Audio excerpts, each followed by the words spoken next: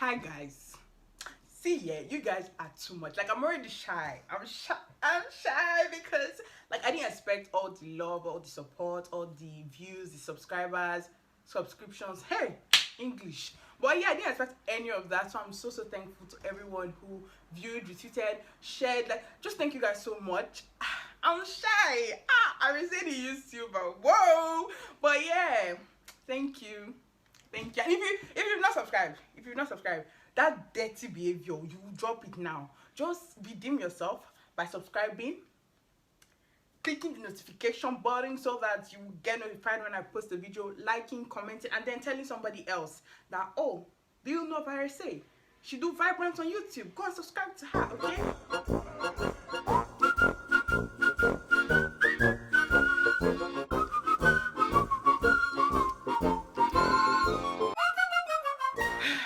My name is still Arese. It hasn't changed, and I still do mainly Nollywood related content. I still do a little bit of mocking banging, chit chatting, and games. So yeah, stay tuned for premium content. Okay. So today I'm going to be doing a reaction video on Skin. So Skin is on Netflix. It's Beverly, Naya, and Etim Effiong. It's a documentary about bleaching, and I love it so much. So I'll first off by So I'll start off here by saying thank you to Beverly, Naya, and to all the people that featured in the documentary for actually being honest and being authentic, and for the strength, because it's not easy to come from the camera and actually show your weaknesses and tell your own truth. So thank you to them. Thank you. Love it. Now let's actually get into it. So the first thing I liked about it was the fact that, you know, they started singing all things bright and beautiful. For me, I feel like when I was in primary school, it didn't really click to me that that song could also apply to me. Like, then I don't know, for some reason I just kind of felt like it only had to do with like animal, as in animal. Like, I don't know, now deep in it, I think I was not very smart when I was younger. But yeah, so like I really liked that because it just kind of gave me an affirmation as well. You know, sometimes we struggle with stuff, but now you remember that all things bright and beautiful. So yes, I loved that. And it was also nice to see the contrast between the two kids. You know, one of them telling you that beauty comes from within, and you know, I'm like, yes sis, right on. And then the other one saying she wants to be lighter. And it's like, at that tiny age, or at such a young age rather, you already want to be lighter, you know. And then you get to see how these things actually start to increase, and then when you have the actual opportunity to get lighter, most of them actually do take it. So for me, it was a bit weird that, you know, they brought Bob, because I love her. I'm a huge fan of Beverly's case. She said, you're a liar and a dirty, you know. So I love her, but like, the fact that she's the poster girl for bleaching, and she told us all those things. She even said, you know, that she doesn't like the stress she uses to go, the strength, that be the stress, English. She doesn't like the stress that she has to go through when she's rubbing her cream, but then she still sells cream. So for me, I'm just like, is it that this year we must buy Benz? Like, what is it really about this bleaching cream that you wouldn't just let go? One thing I actually noticed was the fact that most of them, if given the chance, would actually revert back to their like natural color. And it was just like, maybe these mistakes they made were like, they made these mistakes when they were younger, and now knowing what they know or going through what they've gone through, they would not make those mistakes again. And like, it's nice to see that, because people that can still stop, people that can still decide against bleaching, whitening, toning, any adjective, or any word you want to call it, can watch this and see that people that have done it don't even want to do it anymore. Like, but they just have to do it now. If not, they would, you know, their skin is going to pack up on them. There was this narrative in a way that was being, you know, that was shown, and it was more like people that bleach don't really love themselves or something along that line. And I get that, and I understand that, you know, it's a lot, like it takes a lot from you to constantly, you know, be confident in yourself, even when society tells you that you are not good enough because your skin is darker than the standards that they've set for you, or you know, you can't get certain things just because your skin is darker. But I don't want us to take away the fact that, in as much as yes, it has to do with self-love, but let's not blame them fully, because we also know that this society, like for Diana Yakini to go back to the UK where there is racism just because she's done with Nigeria, like to show how bad it is. Like, we are Africans, why is this such a big deal if you are dark skinned? Like, I don't quite get it. I don't quite get how you can discriminate against your own skin.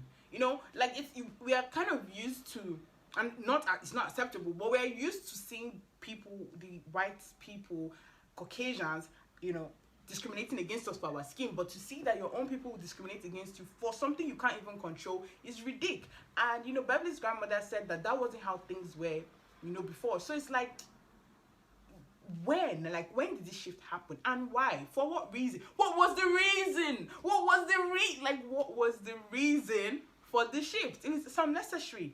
But yeah, like, we need to do better as a society, and we need to cancel that mentality that the lighter you are, the more money you have, or you know, the fresher your skin is, the better you can take care of your skin. Like, some people just have good skin, and that's on period. So there was this woman, like, I think it was a Britishan, who said that like people wouldn't buy her products if she didn't use certain keywords on them, you know, because they want a bleaching cream, for example. They're not going to buy a cream that doesn't have bleaching on it. And I completely get that, even though she was a bit hostile in her approach explaining to us. But at the same time, I feel like that's also, not only is it deceptive marketing, and I think she already knows that, but I think that's also still supporting and promoting that same, you know, that same bleaching is okay thing. Because it's like, that woman says she even sells the cream stuff. So I feel like we need to be more honest, and this is a change that is going to take a lot from us. You know, a lot of people are going to go out of business. A lot of people selling skincare products but actually doing bleaching, lightening, toning, whitening products are going to go out of business. But at this time, I feel like you have to know your morals and know where you stand, and know if this is something if this trend of bleaching and skin lightening is a thing you want to be a part of. You know, if you want to hear your name in the future, be like, that woman, she was the one that sold me my bleaching cream. Or if you want to stand on the actual side and be like, yeah, no, we should like love ourselves the way we are. For me, I personally, genuinely, I saw a lot of people like shading Osakuearese and Fino, because I think they were the only light-skinned people on the documentary, and it seemed like they were speaking from a place of privilege, which now watching it I understand, because I'm also light-skinned. It may not be very obvious, but I'm actually light-skinned, and all my siblings are, you know, light skin as well. So watching this for me was very insightful. It was very eye-opening, because I have never lived as a darker skinned woman in Nigeria, so I cannot be able, like, I know of the experiences, I know of the colorism, but I cannot actually say that it has happened to me the way it has happened to a darker skinned woman. And you know, for them, they were speaking from a point of their own skin. They were talking from their own skin, and what they did not realize, or what they may not have known at the time when they were doing the documentary, was that, you know, they are privileged. And we are privileged. Lighter skinned people in Nigeria are privileged, and these things that we see as struggles, this, oh, you're not even fine, you're just light skinned, or oh, she's too light for this thing, all those little things that are like, oh, you stand out, so if you commit a crime, they will notice you because you're light skinned. All those things that we think are an issue, in the largest, like in the grander scale of things, are not. And I just want people to understand that because these people, like, because Eko and Fino said what they said, it was most likely from a place of them not knowing any better. And I'm sure after watching the interview or speaking to other darker skinned people, they would understand that, oh wow, we actually have it good. Like, it's not perfect, but have it good. You know, it's like the case of body shaming, where, you know, there's fat shaming and there's skinny shaming, but fat shaming is way more prevalent than skinny shaming. And when you're talking body shaming, people come and be like, oh, but we get skinny people come and be like, oh, we get shamed too. Yes, nobody's disputing that. It's just that the bigger people get shamed more. So that's the same thing. Like, you know, in as much as lighter skin people will be like, we have our own issues too, we need to also accept that we are privileged. It's not something we chose, but we are privileged, and we need to do better. We cannot be dismissing people's how can you even be saying there's colorism in Nigeria? We're not all black. Yes, we are all black, but there's colorism in Nigeria. And it may be crazy for you to accept, but it does happen, and we need to do better. I feel like, in summary, the whole society, we need to do better. We need to do better as people. We need to also learn to love ourselves the way we are. And society, again, we need to do better. We are the society, so please, let's do better, okay? Thank you very much to Beverly. Thank you to Etim, Effiong, my baby. And yes, again, Beverly, your grandmother said we should tell you thank you for the rapper.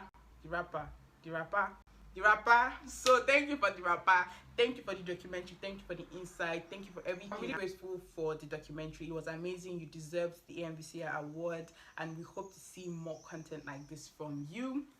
Anyway, for now, your girl's gonna sign out here. She's gonna go. But before I go, you see, I've been chatting. The subscriber has been popping up. Now I want to say it with my mouth. Please subscribe. You guys get me to 100 subscribers this month of July. It's not much, it's not plenty at all. 100 pere and stop now. We can do it. Let's get to 100 July, then maybe we'll do giveaway. Let's get it first. Let's know. But yeah, thank you guys so much for watching. Don't forget to like, to comment, to subscribe, turn on the notifications as well, and see you guys in my next video. Bye.